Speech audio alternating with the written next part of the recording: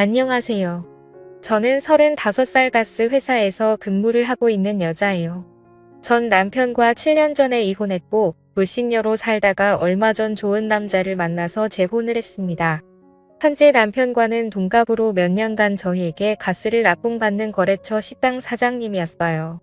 중국 음식점을 운영하는 제 남편은 저와 가스 배관 수리 문제로 자주 연락을 주고받다가 연이 닿게 되어 결국 사랑을 하게 되었습니다.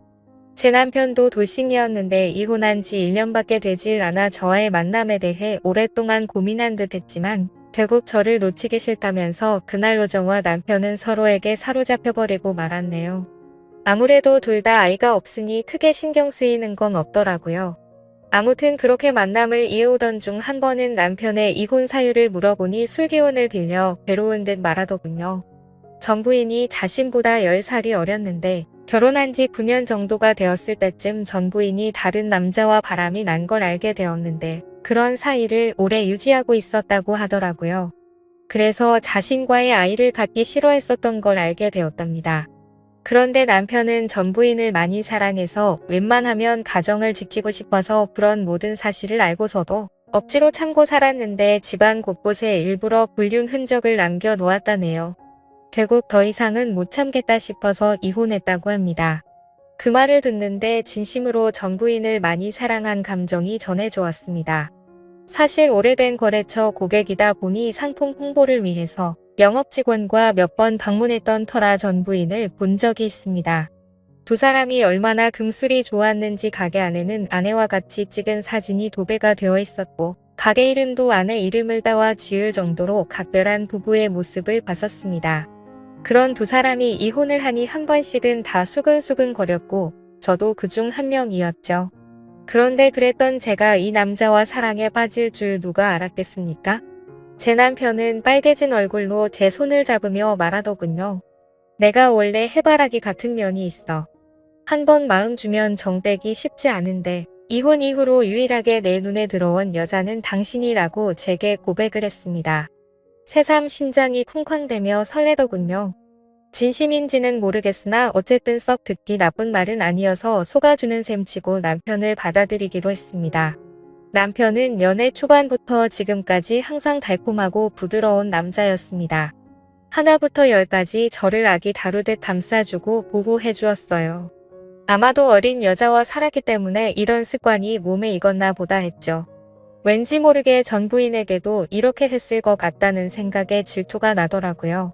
그리고 전 부인 이름을 본따서 만든 가게 상호명이 거슬렸던 저는 바꿔달라고 부탁했지만 남편은 가게 이미지와 홍보를 해둔 게 있기 때문에 바꾸긴 어렵겠다며 저를 설득하더군요. 제게 좋은 말로 웃으면서 얘기하는데 씁쓸했지만 남편의 말도 조금은 설득이 되었고 완고한 태도에 어쩔 수 없었습니다. 그렇게 남편과 저는 좋은 감정으로 만나다가 양가 부모님께 허락을 받았네요. 하지만 둘 다 재혼인 상황이어서 우선 혼인신고를 먼저 했고 결혼식은 조금 미루기로 했습니다. 결혼식만 안 올렸다 뿐이지 사실혼 관계였던 거죠.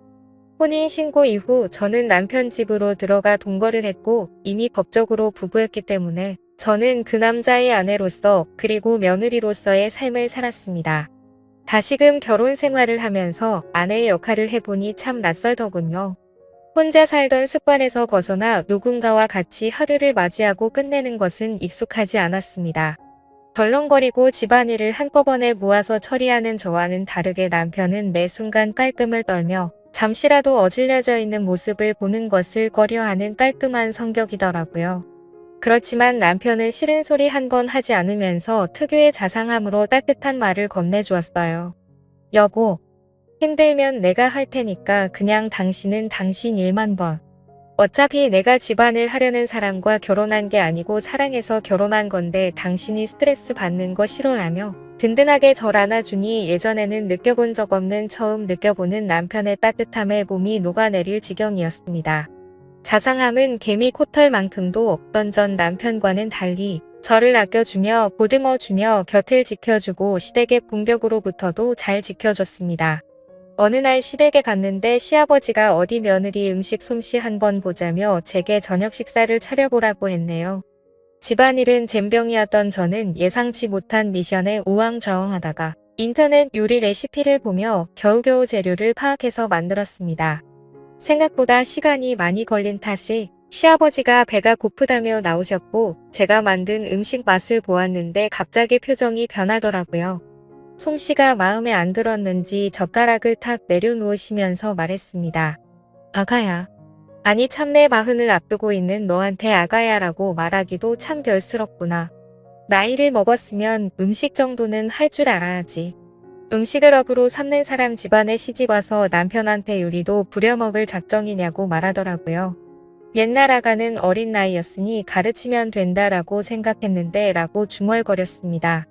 그러자 옆에서 시어머니가 시아버지에게 눈치를 주었지만 시아버지는 아랑곳 않고 제 면전에 대고 계속 나이 얘기로 제 상처를 후벼파면서 상처가 되는 말들을 쏟아내시더라고요. 그걸 보다 못해 남편이 한마디 하더군요. 그만하세요, 아버지. 제 아내 앞에서 하실 말씀은 아니잖아요. 어딜 그딴 여자랑 제 아내를 비교하세요?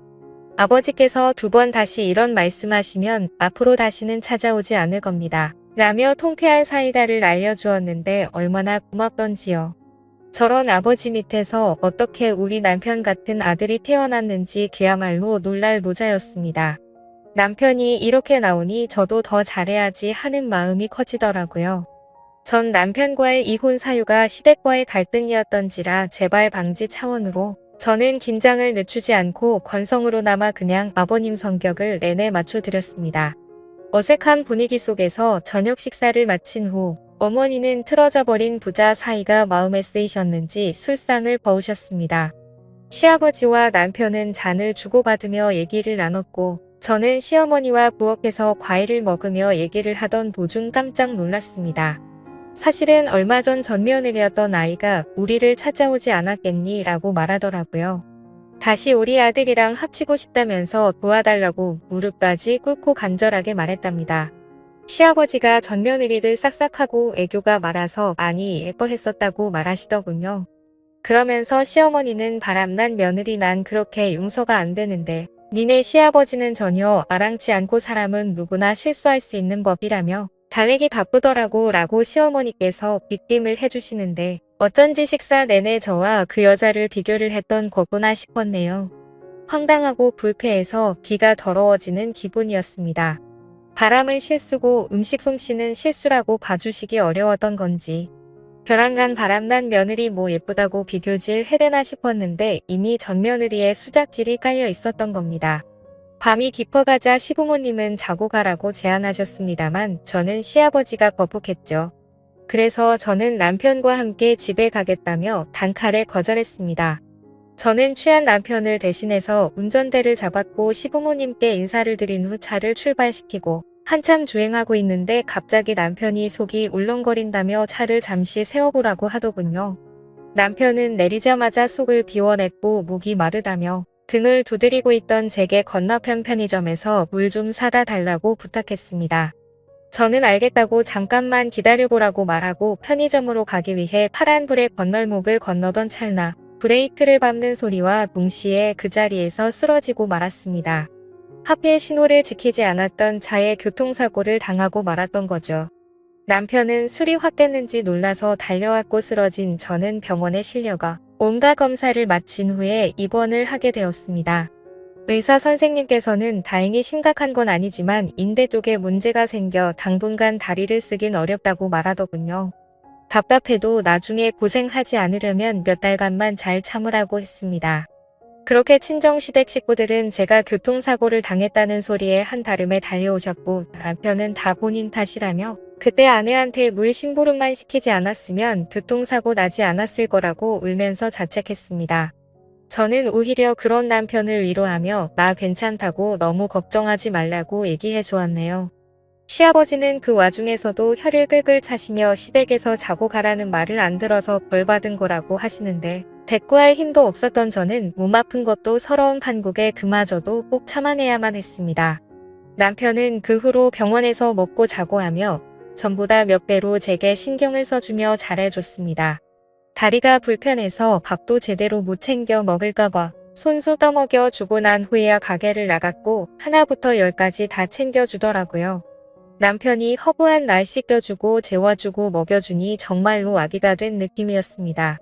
저는 보험 때문에 오인실에 입원했는데 주위 사람들이 하나같이 신랑 너무 잘 만났다며 부러움을 샀어요.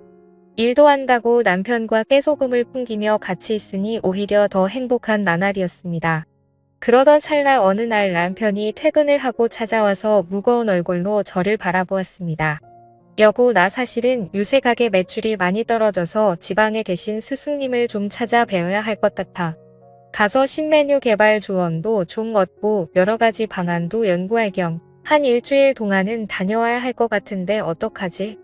그 말에 조금은 서운했지만 내색하지 않고 괜찮다고 잘 다녀오라고 했습니다. 어느 정도 다리도 많이 나았고 못 밟으면 거동도 할 만하다고 애써 웃어 보였어요. 남편은 제가 맘에 쓰였는지 떠나간 일주일 동안 저를 돌봐줄 친정엄마에게 용돈을 챙겨드렸고 의사와 간호사 선생님께도 잘 좀 봐달라는 얘기를 남겨 일주일 동안 출장을 가게 되었습니다. 매일같이 붙어있던 남편이 있다가 없으니까 허전하더라고요. 주위에 같이 입원한 환자들도 하나 같이 신랑은 어디 갔냐고 찾았습니다. 저는 자초지종을 설명하고 틈만 나면 목소리라도 듣고 싶어 전화를 걸었지만 받지를 않았고 몇 분 후 당분간 연락이 어려울 것 같다며 일 다 끝나고 연락하겠다고 제게 장문의 톡만 보내왔습니다. 이해는 하지만 남편의 빈자리가 컸던 저는 기분이 좀 그렇더라고요. 뭐 얼마나 바쁘길래 전화도 제대로 못하나 싶었습니다. 하루 이틀은 그래도 어떻게 버텼는데 3일 4일이 지나니 정말 보고 싶어서 도저히 못 버틸 지경이었습니다. 제가 이렇게 남편을 사랑하고 있는 줄 짧은 헤어짐으로 알게 되었네요. 그 사이 저는 담당 주치의에게 퇴원을 희망한다고 말을 하였고 의사도 퇴원을 해도 좋다고 허락을 받았습니다. 마침 남편이 돌아오기 하루 전날이라 오전 중 퇴원 수속을 받고 집으로 갔죠. 그런데 뭔가 이상한 기운이 감돌았습니다. 거실에는 너저분하게 쌓여져 있는 병들이랑 캔, 그리고 치워놓지 않은 마른 안주들이랑 널브러져 있었고 부엌에는 반찬통이며 김치통이며 뚜껑이 열려진 상태로 방치되어 있었습니다. 안방에는 침구류가 흩어져 있었고 화장실엔 쓰레기들이 굴러다녀 하수구가 막혀서 물조차 제대로 내려가지를 않더라고요. 분명 남편의 성격상 깔끔한 상태로 집안이 잘 정리되고 있을 줄만 알았는데 이게 어찌된 영문인지 알 수가 없었습니다. 저는 저를 케어해주시던 친정엄마와 함께 역한 냄새를 참아가며 불편한 몸을 이끌고 조금씩 청소를 시작했고 한참 고생을 해서 간신히 집 상태를 되돌려 놓을 수 있었습니다. 저는 석연찮은 마음을 뒤로 한 채 친정엄마를 돌려보냈고 혼자 침대에 누워 내일 올 남편을 깜짝 놀래켜주기 위해 이런저런 이벤트를 생각하고 있었는데 갑자기 새벽 2시쯤 도어락이 열리는 소리가 들리며 누군가가 들어오는 소리가 나더라고요. 잠이 들락 말락했던 저는 순간 정신이 확 들었고 숨을 죽이고는 잔뜩 겁을 먹은 채 힘들게 몸을 일으켜 조용히 방문 쪽으로 다가갔습니다. 자기야, 우리 집 이렇게 깨끗하게 청소하고 공항 갔었나? 라는 여자 목소리가 들리더라고요. 문을 살짝 열고 봤더니 그 여자는 몇 년 전 제가 봤던 전 남편의 부인이었습니다. 순간적으로 너무 큰 충격을 받았고 도대체 왜 제 남편이 전 부인과 함께 우리 집으로 들어온 거지라는 생각과 동시에 가슴이 두근대기 시작했었죠. 즉각적으로 안 좋은 예감이 들었습니다. 전 부인이 뺀질나게 시댁에 드나들더니 기어코 우리 남편을 유혹을 했나 싶어 숨이 막히는 기분이었습니다. 남편은 뭔가 꺼림직했는지 주위를 둘러보는 듯 하다가 이내 방을 향해서 오더라고요. 저는 순간적으로 저도 모르게 장롱 속으로 일단 급하게 몸을 숨겼습니다. 이내 안방불이 켜졌고 그토록 그리워하던 남편이 제 눈앞에 들어오더라고요.